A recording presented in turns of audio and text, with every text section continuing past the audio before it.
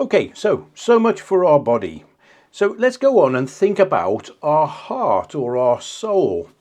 And this is where our uniqueness comes from mostly. It's that unique blend of responses to people and situations that makes us individuals.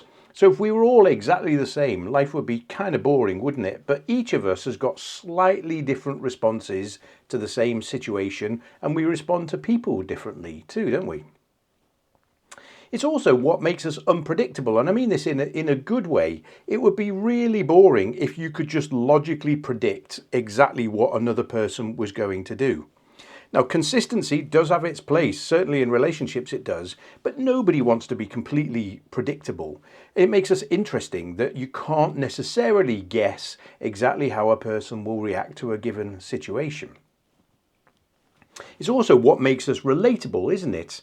So that little difference between one person and another in the way they deal with the world, the way they carry themselves, the way they react to what's happening around them is what makes them attractive to us. And when it comes to finding your life partner, it probably will be based on those little nuances and those little differences about that, how that person deals with what's going on in the world that will make us attracted to them.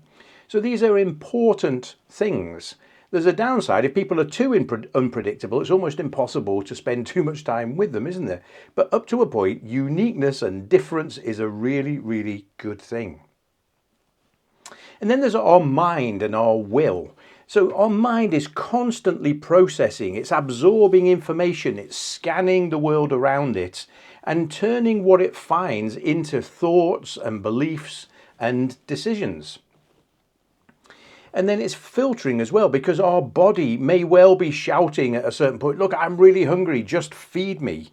And that's getting filtered by our mind to say, is that right? Should that be the thing that we do next? Or it may be that our emotional center is triggering a fear mechanism. And again, our brain should be thinking, but do I need to be afraid? Is that the right response?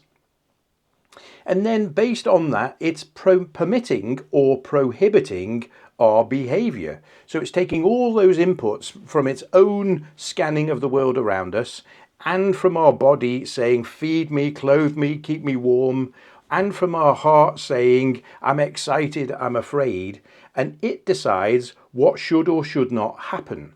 So if you remember, we were talking about reactive behaviors in the previous video. It's not always the right thing to just react based on the way our emotions are driving us. And part of growing up, part of maturing, is learning to put our mind between our emotions and the rest of the world. Because sometimes it's just better to say nothing or back off or create some space in the situation to think our actions through, think about the likely consequences, and then act.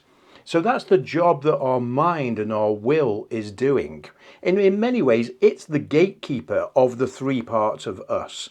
So our body has its own needs and wants, our heart has its own emotional triggers, and the mind is the bit that takes all that information and says, okay, what should we do now? So let's have a little think about this. Let me ask you this. Where would you put yourself on this scale, where over on the left, it's all about the mind and logic, and over on the right, it's all about the heart and emotion? Now, there's probably people all the way up that scale. I guess most of us are in that middle third somewhere, but there are slight differences between people. Some people are just that bit more logical, some people are that bit more emotional, and depending on the situation, one will get you a better result than the other. But it's good to know yourself. So have a think, where do I sit on this scale? And then discuss with the person next to you or in a small group, what impact do you think your particular heart-mind balance is having on your daily life, and why? What are the consequences of being like you, and what are the good things about that? And maybe what are some of the disadvantages of being like that? So this is not working out if you're a good person or a bad person. It's just recognizing that there are differences in the way that we all react, and some ways are sometimes better than others. So have a think, have a chat, and then we'll come back for the next bit.